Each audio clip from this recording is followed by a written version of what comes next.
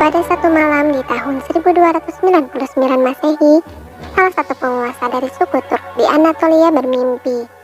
Buah pohon besar keluar dari pusarnya dan menutupi hampir seluruh daratan dunia. Lelaki tersebut adalah Osman I. Dia dan para keturunannya membangun salah satu kerajaan terkuat dalam sejarah manusia. Orang Barat menyebutnya Ottoman, merujuk pada nama pendiri pertamanya, Osman. Osman dalam bahasa Arab adalah Usman, sehingga di kita sering disebut sebagai Utsmani. Kami akan mengulas secara singkat kronologis peristiwa bersejarah berdirinya Daulah Utsmaniyah, dari awal pendirian, kejayaan, hingga runtuhnya Daulah Turki Utsmani. Asal-usul dinasti Utsmani. Sejarah Daulah Utsmani dimulai dari Osman I, putra dari Ertugrul, pemimpin salah satu suku nomaden di daratan Anatolia. Osman dan putranya Orhan mulai memperluas wilayahnya ke arah barat laut dan berhasil membebaskan kota Bursa pada tahun 1326. Bursa menjadi ibu kota Daulah Utsmani ditandai dengan melemahnya kerajaan Romawi Bizantium.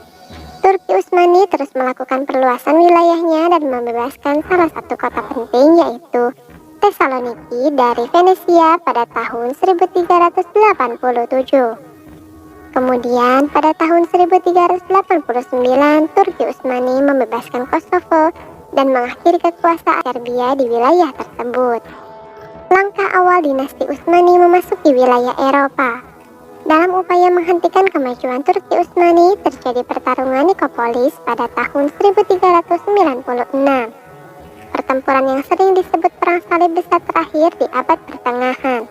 Pasukan Utsmani berhasil memenangkan pertempuran.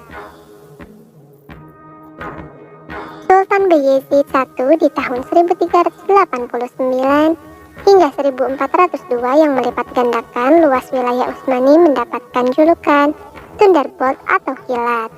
Di masa Sultan Bayezid I, wilayah Utsmani terpisah oleh salah satu kota, Konstantinopel. Sultan Bayezid dikalahkan kemudian ditawan dalam pertempuran Ankara oleh penguasa berdarah Mongol yang masuk muslim bernama Timur Lenk. Peristiwa tersebut menjadi awal terjadinya perang saudara untuk yang pertama kali dan terakhir kalinya dalam sejarah Daulah Turki Utsmani.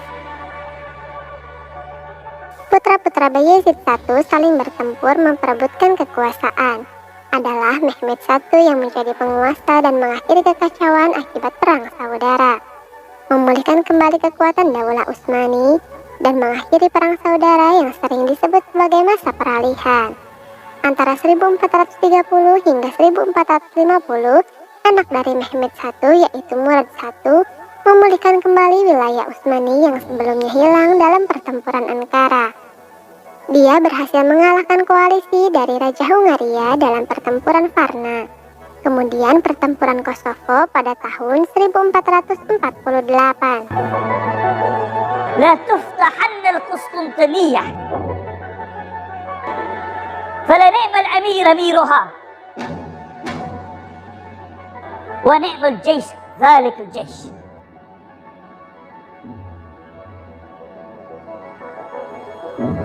Putra dari Murad II yaitu Mehmed II atau yang kita kenal sebagai Muhammad Al-Fatih adalah orang yang berhasil membebaskan Konstantinopel.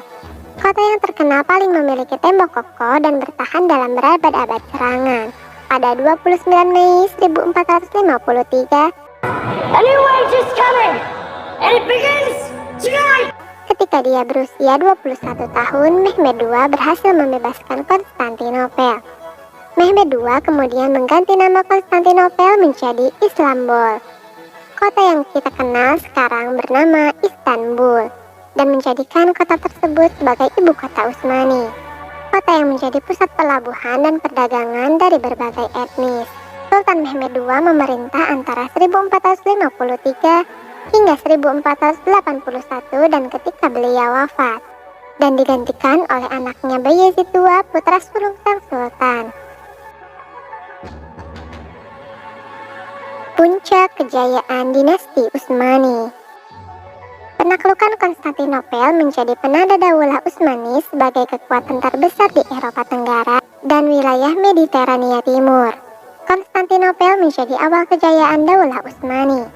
Di antara abad ke-15 dan ke-16 Masehi, Daulah Utsmani memiliki pembebasan terbesar dan terluas sepanjang sejarah Daulah Utsmani. Pada tahun 1517 di bawah kepemimpinan Sultan Selim I, Daulah Utsmani menyatukan Mesir, Suriah, Saudi Arabia, dan Palestina dalam waktu yang singkat. Dengan begitu, Utsmani menjadi penguasa di Timur Tengah dan menguasai perdagangan karena tidak ada yang bisa pergi ke timur dan ke barat tanpa melewati wilayah Utsmani, dan berkembang dengan perdagangan darat antara Asia, Eropa, dan Afrika. Angkatan Laut Utsmani sangat berperan dalam mempertahankan wilayahnya dan mengontrol perdagangan. Pada masa pemerintahan Sultan Sulaiman Al-Kanuni atau Sulaiman yang Agung, yang memerintah antara 1520 hingga 1566, Daulah Utsmani mencapai puncak kekuasaan dan kejayaannya. Sulaiman, putra dari Selim I, membuat dampak dan perubahan besar bagi Daulah Utsmani. Sulaiman Al-Kanuni membuat kodifikasi hukum berupa undang-undang berdasarkan hukum Islam yang diakui oleh banyak pihak dengan sistem peradilan yang adil dan juga efisien. Sulaiman Al-Kanuni juga mewariskan pendirian dari berbagai universitas. Dia mendirikan Kesultanan Utsmani di Hungaria dan beberapa wilayah Eropa Tengah lainnya. Setelah memenangkan pertempuran melawan 21 koalisi negara Eropa dalam pertempuran Mohawk tahun 1526, dia menyatukan Baghdad dan mendapatkan kendali atas wilayah Mesopotamia. Jatuh dan runtuhnya dinasti Utsmani. Kemunduran Daulah Utsmani dimulai pada tahun 1600-an, sepeninggal Sultan Sulaiman. Dengan luasnya wilayah kekuasaan Utsmani, begitu banyak konflik yang terjadi di dalam dan di luar pemerintahan Utsmani. Dari mulai serangan dari wilayah Austria, serangan dari wilayah Persia, serta intrik di dalam pemerintahan Utsmani, membuat Daulah Utsmani sedikit demi sedikit kehilangan wilayahnya, serta beberapa sultan yang tidak secakap dan sekuat sultan pendahulunya. Pada abad ke-18, Daulah Utsmani pada saat itu mendapatkan julukan The Sick Man of Europe akibat krisis ekonomi dan kalah perang.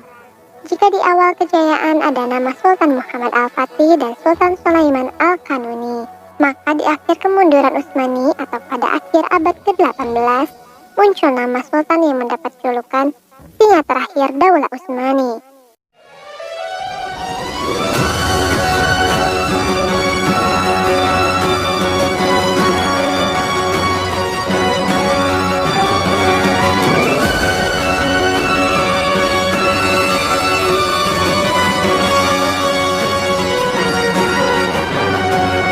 Yaitu Sultan Abdul Hamid II yang menggantikan Sultan Murad V, bertepatan dengan ketamakan negara-negara barat untuk menguasai wilayah Utsmani yang sudah mencapai puncaknya.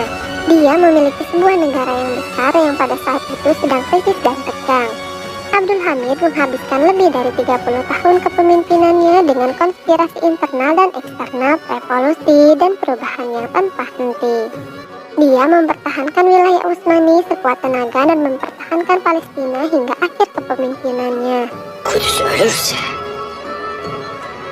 Kudüs düşerse, sen sanki bütün İslam beldeleri düşer. Abdul Hamid memodernisasi Utsmani dengan membuat rel kereta yang menghubungkan seluruh wilayah Islam menuju Mekah dan Madinah demi memudahkan ibadah haji serta menggaungkan pentingnya ukhuwah Islamiyah. Zionis dan Barat sangat geram akan capaian tersebut.